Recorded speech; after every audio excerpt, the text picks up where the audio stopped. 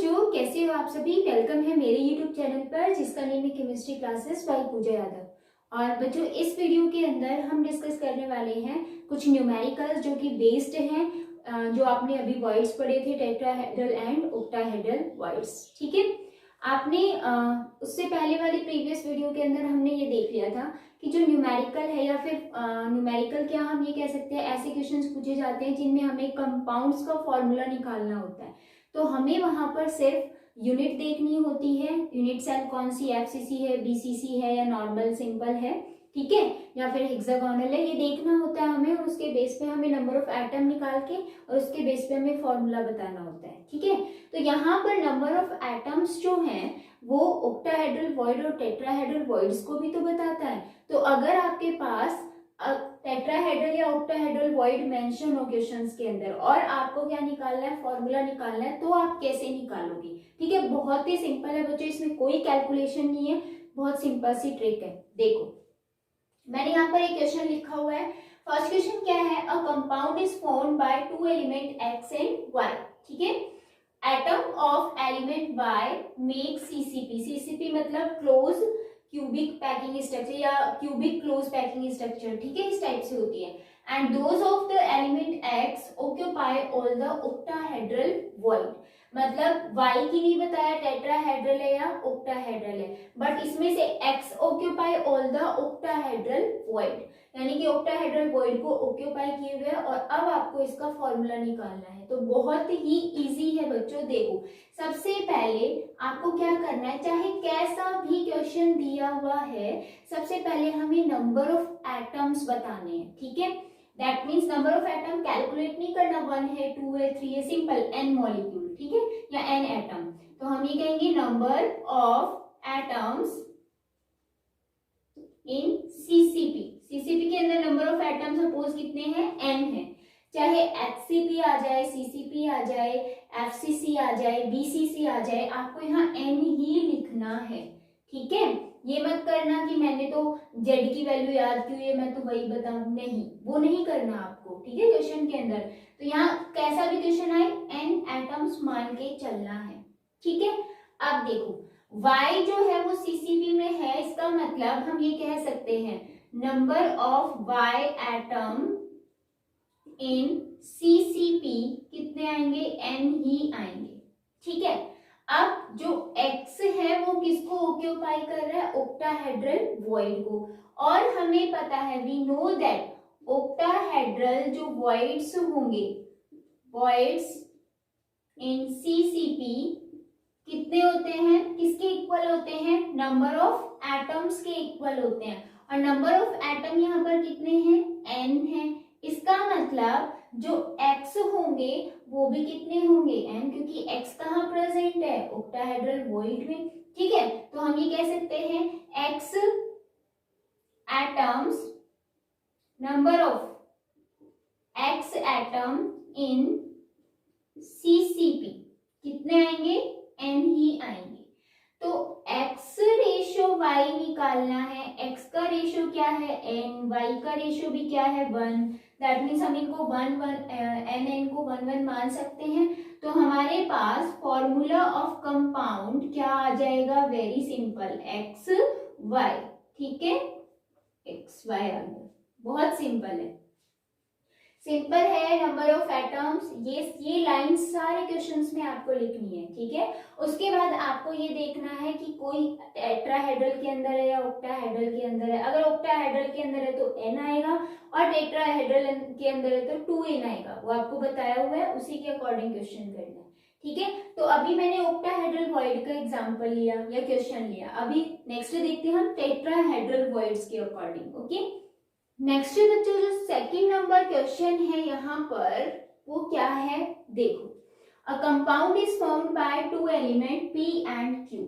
ठीक है, atom of element Q make HCP। Q क्या बना रहा है, HCP बना रहा है। And those of the element P occupy all the tetrahedral void.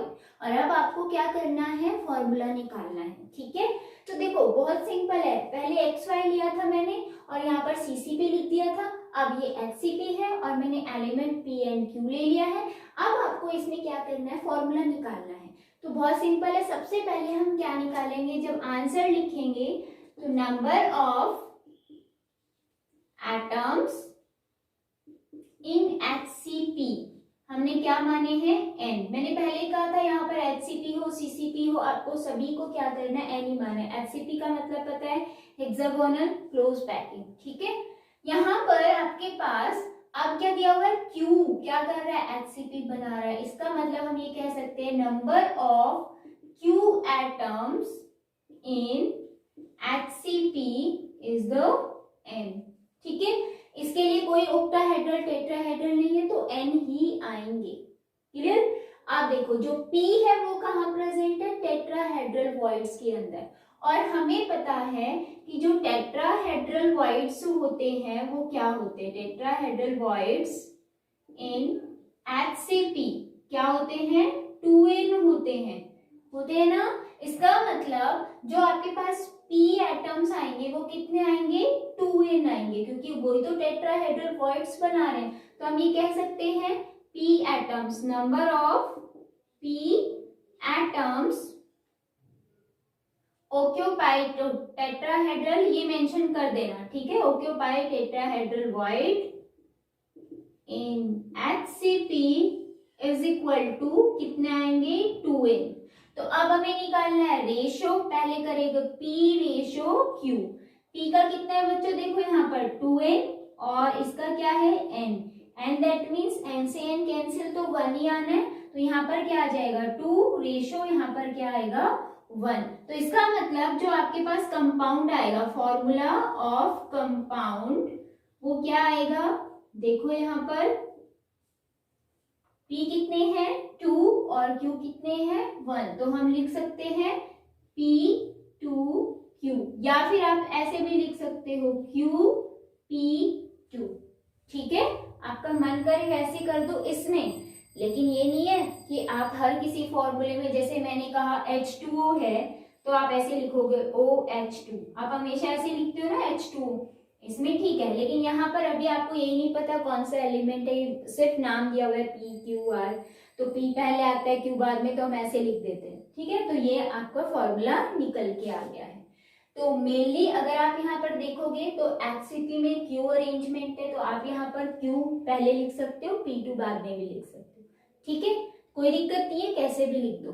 तो ये हो गया है टेट्राहेड्रल वॉइड्स के अकॉर्डिंग। अब बच्चों यहाँ पर हम ये कह रहे हैं कि सारे के सारे एलिमेंट्स टेट्राहेड्रल वॉइड में है या फिर ऑक्टाहेड्रल वॉइड में, उसका कुछ पार्ट प्रेजेंट हो सकता है ना। सारे मॉलिक्यूल या सारे एटम्स का प्रेजेंट होना जरूरी थोड़ी ना हो सकता है। 1/3 भी हो सकता है, 1/4 भी हो सकता है, 2/3 भी हो सकता है, 1/8 भी हो सकता है, ठीक है। तो उसके बेसिस पर भी कुछ न्यूमेरिकल है वो और कर लेते हैं जल्दी से, ठीक है। जल्दी से स्क्रीनशॉट ले लीजिए, फिर नेक्स्ट स्टार्ट करते हैं। बच्चों जो क्वेश्चन नंबर 3 है वो क्या है, देखो अच्छे से। Atom of element B form HCP lattice and those of the elements A occupy 2/3 of tetrahedral void। किस void के अंदर है, टेट्राहेड्रल void के अंदर है, बट कितना पोर्शन है, ओनली 2/3 है। सारे के सारे A जो एटम है वो टेट्राहेड्रल void के अंदर प्रेजेंट नहीं है, उनको ऑक्यूपाई नहीं करता है, ठीक है। What is the formula of the compound, ठीक है। तो हमें निकालना है, बहुत ही सिंपल सा है, अभी आंसर करना है। आई होप फर्स्ट लाइन सभी ने लिख भी ली होगी। क्या लिखोगे आप, number of atoms in HCP कितने होंगे, n होंगे। दैट मीन्स जो नंबर ऑफ B एटम्स हैं वो हमें पता चल गया। B एटम्स इन HCP क्या आएगा बच्चों, n आएगा, ठीक है। अब हमें निकालना है किसके लिए, A के लिए। अब A कहाँ ऑक्यूपाई करता है, टेट्राहेड्रल वॉइड के अंदर। अब हमें पता है कि जो टेट्राहेड्रल वॉइड्स होते हैं वो कितने होते हैं, टेट्राहेड्रल वॉइड्स इन HCP कितने होंगे, 2n होंगे। बट क्या सारे के सारे ऑक्यूपाई करें, नहीं। कितना पोर्शन, ओनली 2/3 पोर्शन। तो हम ये कह सकते हैं number of A atom occupy tetrahedral void, में शॉर्ट फॉर्म लिख रही हूं, ठीक है, इन HCP इज इक्वल टू क्या लिखोगे, 2/3 मल्टीप्लाई बाय 2n, ठीक है। 2/3 ऑक्यूपाई कर रहा है तो आपके पास ये मॉलिक्यूल है, यहाँ पर नंबर ऑफ एटम्स या मॉलिक्यूल्स या पार्टिकल्स है वो आप यहाँ लिख दोगे। तो ये कितना आंसर आएगा आपके पास 4 डिवाइडेड बाय 3n। क्लियर। तो अब हमें पता चल गया b कितने हैं n और a कितने हैं 4/3n। इसका मतलब a रेशो b निकालना है आपको सबसे पहले। ठीक है, तो a कितना है 4/3n और b कितना है ओनली n है। अभी n से n तो कैंसिल होना ही है। अब देखो मैंने आपको कहा था फ्रैक्शन के अंदर कभी भी नहीं आता। क्या करोगे आप यहाँ पर एक सुटेगर इंटीगर से मल्टीप्लाई करोगे, इधर भी और इधर भी बोथ साइड।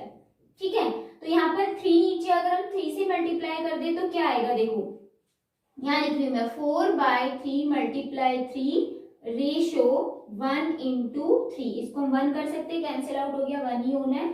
ठीक है, तो यहाँ पर 3 से 3 कैंसिल, दैट मीन्स 4/3। तो a कितने आए 4 और b कितने आए 3। इसका मतलब जब आपके पास फॉर्मूला आएगा कंपाउंड का वो क्या आएगा A4B3।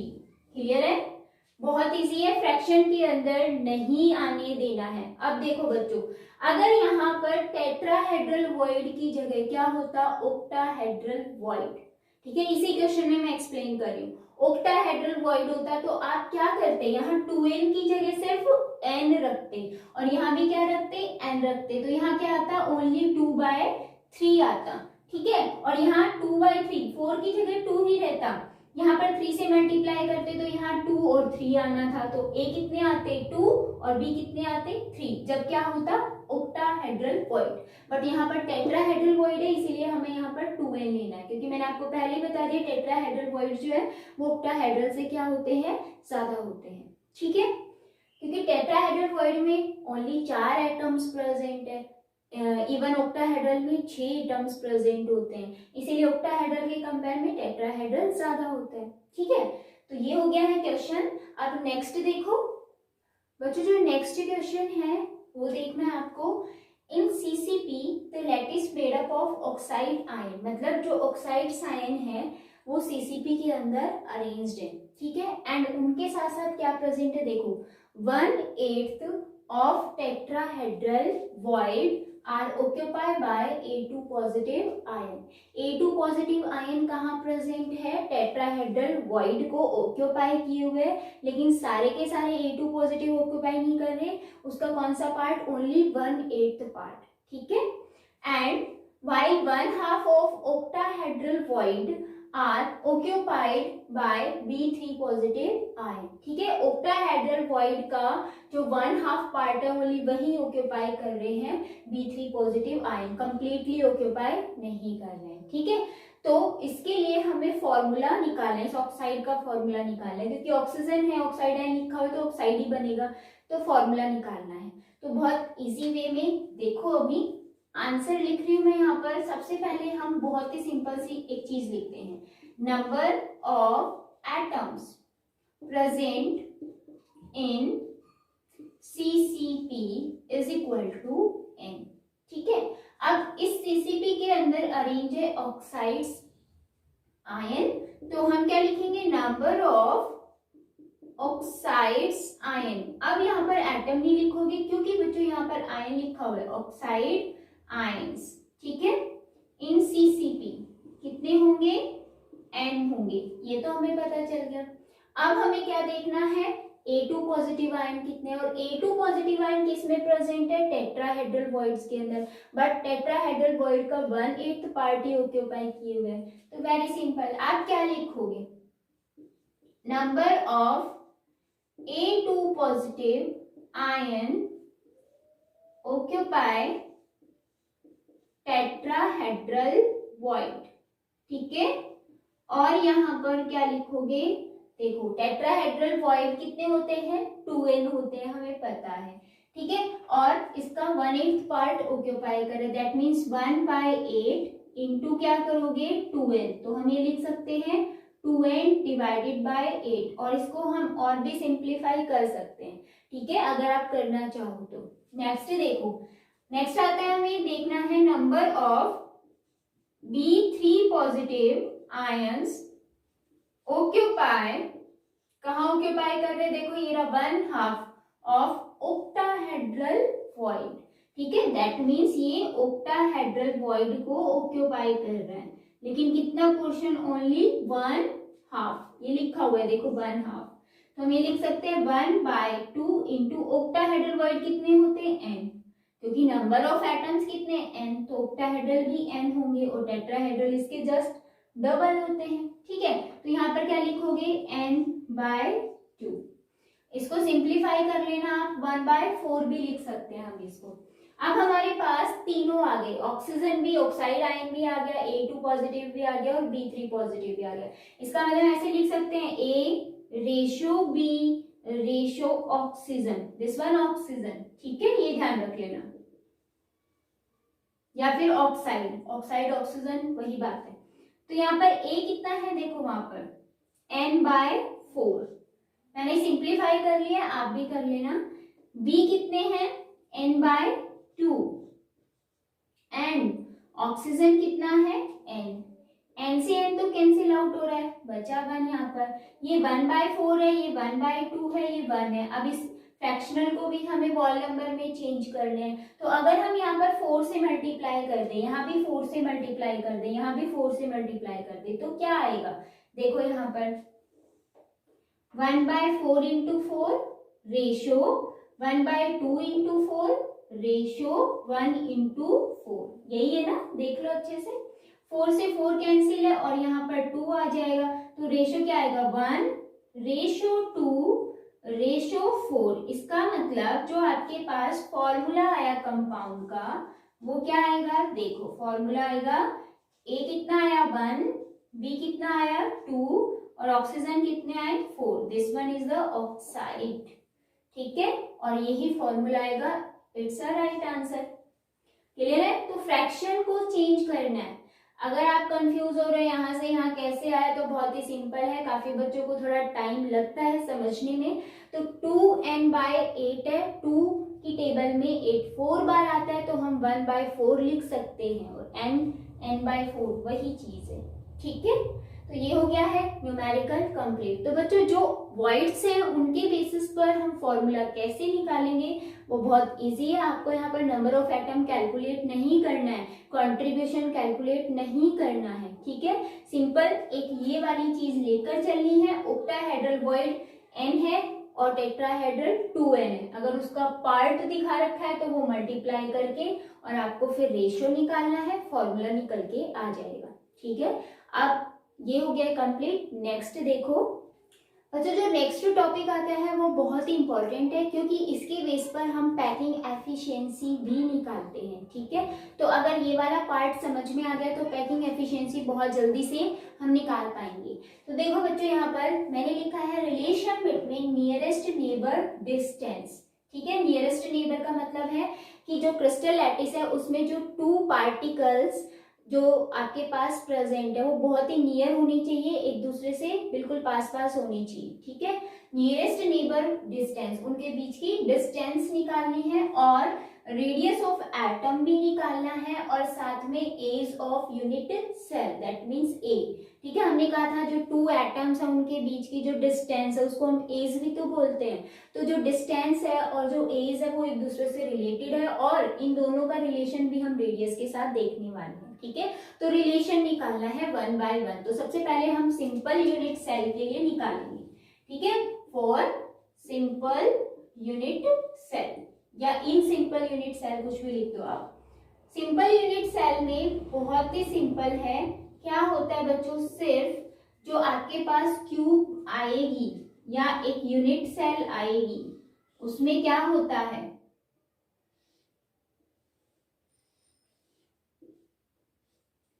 कॉर्नर्स पे ही एटम प्रेजेंट होते हैं, ठीक है। यहाँ पर मैंने कॉर्नर्स पे ड्रॉ कर दिए हैं एटम्स।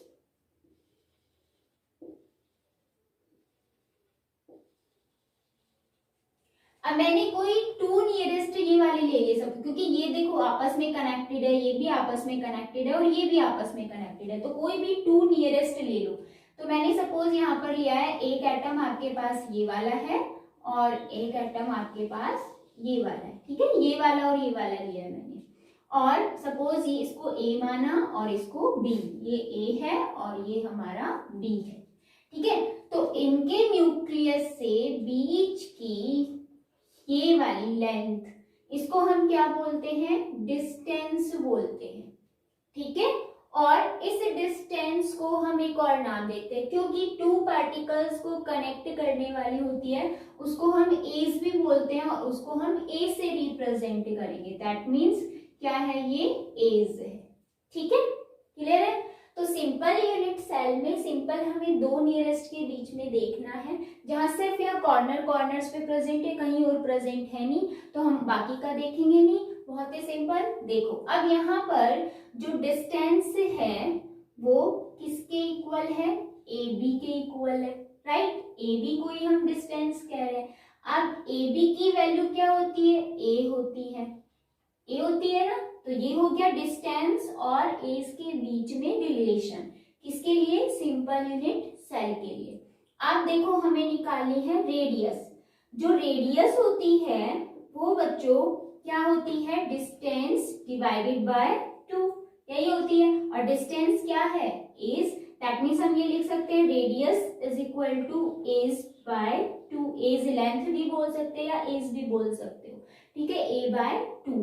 तो ये किसके लिए आ गया है, सिंपल के लिए। क्लियर है, आपके पास ये दो रिलेशन निकल के आए, दोनों हमने सिंपल यूनिट सेल के लिए कैलकुलेट किए हैं। आई होप सभी को समझ में आ गया होगा, ये बहुत ही सिंपल था।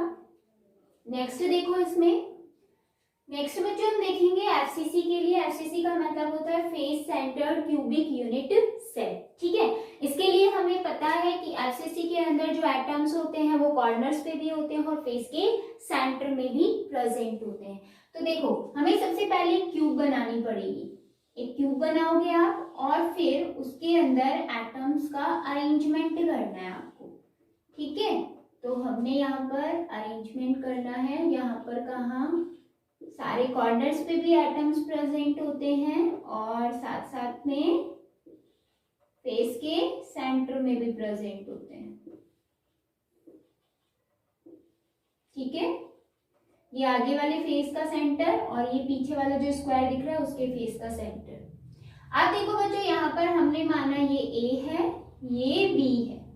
अब यहाँ फेस का सेंटर है, अगर हम इस वाले मॉलिक्यूल या एटम को इस वाले के साथ मिलाते हैं, एक लाइन ड्रॉ करते हैं इस टाइप से, तो इस लाइन को हम क्या बोलते हैं, फेस डायगोनल, ठीक है। और इस फेस डायगोनल से हम इजीली वैल्यू निकाल सकते हैं। तो यहाँ ए बी एंड सी, तो हमें एक ट्राइंगल दिख रहा है, ऐसे दिख रहा है ना। आपका ये है सपोज ए और यहाँ पर आपके पास क्या आ रहा है बी और यहाँ पर आपके पास क्या आ रहा है सी, ठीक है। तो एक यहाँ फेस के सेंटर में एटम प्रेजेंट है, तो जब आपने इनको मिलाया तो आपके पास ये ट्राइंगल बन गया ना। तो आपके पास जो ये ट्राइंगल बना है इसमें हम सबसे पहले डिस्टेंस निकालेंगे। तो टू नियरेस्ट नेबर के बीच की डिस्टेंस निकालते हैं ना, तो यहाँ पर जो डिस्टेंस होगी वो क्या आएगी बच्चों, ए सी को डिवाइड कर दो 2 से। क्यों, क्योंकि यहाँ बीच में एक एटम और है ना, तो ये दो वैल्यूज है, ये डिस्टेंस है पूरी एक, फिर एक पूरी डिस्टेंस ये, इसीलिए हमने क्या किया, AC डिवाइडेड बाय 2। अब हमें AC की वैल्यू नहीं पता, AB की पता है, क्योंकि A और B के बीच में ये एज ही तो है जिसको हम A से रिप्रेजेंट करते हैं, दिस वन A, और यहाँ भी क्या है एज, बट इसको आप A नहीं कह सकते, है ना। आपको पता है, मैथ्स के स्टूडेंट्स को सभी को पता है, इवन मेडिकल वालों को भी पता ही होगा। तो यहाँ पर एक ट्राइंगल बनता है, वो क्या बनता है, ABC, और पाइथागोरस इक्वेशन लगा के हम AC की वैल्यू कैलकुलेट कर सकते हैं, जो कि हम यहाँ पुट करेंगे, डिस्टेंस आएगी और इससे हम रेडियस निकाल सकते हैं, ठीक है। तो ABC में पाइथागोरस इक्वेशन लगाएंगे तो क्या आएगा, AC square is equal to AB square plus BC square, ठीक है। AB की वैल्यू क्या थी, A स्क्वायर करना है, यहाँ भी क्या आ रहा है A स्क्वायर, तो क्या आ जाएगा 2A स्क्वायर। बट वो किसकी आई है, AC स्क्वायर की, हमें तो AC की चाहिए, तो क्या करोगे, AC is equal to √2A square, इसका तो कैंसिल आउट हो जाएगा क्योंकि जब ये उधर जाएगा तो, और यहाँ पर क्या आ जाएगा √2, क्योंकि जब ये स्क्वायर है ना तो इक्वल के उधर तो जाना ही है। तो यहाँ पर ये इसी की वैल्यू आ गई, पुट करो इसके अंदर, तो क्या आएगी, distance is equal to √2A divided by 2, ठीक है। अब हमें पता है जो ये 2 है इसका मीनिंग यहाँ पर क्या है, क्या होता है, हम इसको ऐसे भी लिख सकते हैं, डिस्टेंस इज इक्वल टू यहाँ पर √2a है, ठीक है। और इस 2 को हम और कैसे लिख सकते हैं, हम लिख सकते हैं √2 मल्टीप्लाई बाय √2। जब √2 को √2 से मल्टीप्लाई करते हो तो ये 2 आता है, ठीक है। यहाँ पर रूट है, रूट वैल्यूज अलग होती हैं, तो √2 से √2 cancel, that means d is equal to क्या आ गया, a डिवाइडेड बाय √2। तो ये आपके पास क्या आ गई, डिस्टेंस और एज के अंदर रिलेशन। अब हमें पता है क्या कि जो रेडियस होती है r वो क्या होती है, बहुत ही simple, distance divided by 2। Distance की वैल्यू क्या है, पुट कर दो, a डिवाइडेड बाय √2 तो डिस्टेंस की है, और यहाँ 2 भी तो है नीचे, तो यहाँ 2 लगा दो, a 2√2। ये किसकी आ गई, रेडियस आ गई, किसके लिए, एफसीसी के लिए। दैट मीन्स रेडियस डिस्टेंस में भी रिलेशन पता है और रेडियस और एज के अंदर भी रिलेशन हमने निकाल लिया है। तो r इज इक्वल टू क्या लिखोगे आप, a 2√2। यही होता है एफसीसी के लिए रेडियस। क्लियर है। तो बच्चों ये पोर्शन जो है वो बहुत इजी है, ज्यादा टफ नहीं है, और यही पोर्शन पैकिंग एफिशिएंसी को निकालने में हेल्प करेगा। हमें एफसीसी के लिए पैकिंग एफिशिएंसी अलग निकालनी है और बीसीसी के लिए अलग निकालनी है, ठीक है। कितने क्लोज हैं पार्टिकल, कितनी एफिशिएंसी है उनकी क्लोज होने की, वही तो पैकिंग एफिशिएंसी होती है, ठीक है। तो यहाँ पर ये वाला पोर्शन हो गया कंप्लीट। नेक्स्ट देखो बच्चों, जो नेक्स्ट आता है वो हम बीसीसी के लिए कैलकुलेट करेंगे। बीसीसी का मतलब क्या होता है, body centred cubic unit cell, ठीक है, ये होता है। अब सबसे पहले हमें क्या करना पड़ेगा, डायग्राम देखना पड़ेगा। क्यों देखना पड़ता है, क्योंकि यहाँ पर आप नियरेस्ट डिस्टेंस भी तो निकालोगे, और डिस्टेंस निकालने के लिए पहले हम एटम्स के बीच, एटम्स का अरेंजमेंट भी तो देखेंगे, ठीक है। तो यहाँ पर आपके पास है एक क्यूब या यूनिट सेल। अब इसमें क्या होता है बॉडी सेंटर में, एक तो देखो कॉर्नर्स पे प्रेजेंट होते हैं, तो हमें कॉर्नर्स पे तो बनाना ही बनाना है, और साथ में कहाँ पर प्रेजेंट होता है, बॉडी के सेंटर में, यहाँ पे बस, और कहीं नहीं होता, ठीक है। अब हमें निकालना है डिस्टेंस। तो देखो ये पूरी एक बॉडी है, इसका सेंटर ये है। अगर हम इस वाले मॉलिक्यूल को यहाँ से हम मिलाते हैं और ये वाले पे, ठीक है, तो इसको हम क्या बोलते हैं, बॉडी डायागोनल। क्लियर है, बॉडी डायागोनल। तो देखो हमने इसको A माना था, इसको B माना था, तो इसके साथ इसका तो कोई रिलेशन ही नहीं आ रहा ना, लेकिन इस वाले मॉलिक्यूल का इसके साथ रिलेशन है, क्योंकि ये जुड़ा हुआ है आपस में। तो हम पहले ABC देखेंगे, देन उसके बाद क्या देखेंगे, D देखेंगे। तो इसके लिए हमें क्या चाहिए, देखो AC चाहिए, AC पहले ABC निकालोगे, देन उसके बाद ADC, ठीक है। और इसकी हेल्प से हम इजीली डिस्टेंस निकाल सकते हैं। तो बॉडी के लिए, बॉडी जो सेंटर है उसके लिए ये बॉडी का सेंटर है, तो इसकी जो डिस्टेंस होगी और इसकी जो डिस्टेंस होगी वही हमें निकालनी है। दैट मीन्स जो D होगा वो क्या होगा, AD का हाफ, क्योंकि इसकी डिस्टेंस निकालनी तो ये भी बराबर ही तो है, तो AD अगर हमें मिल गया उसका हाफ कर दो, वो डिस्टेंस आ गई।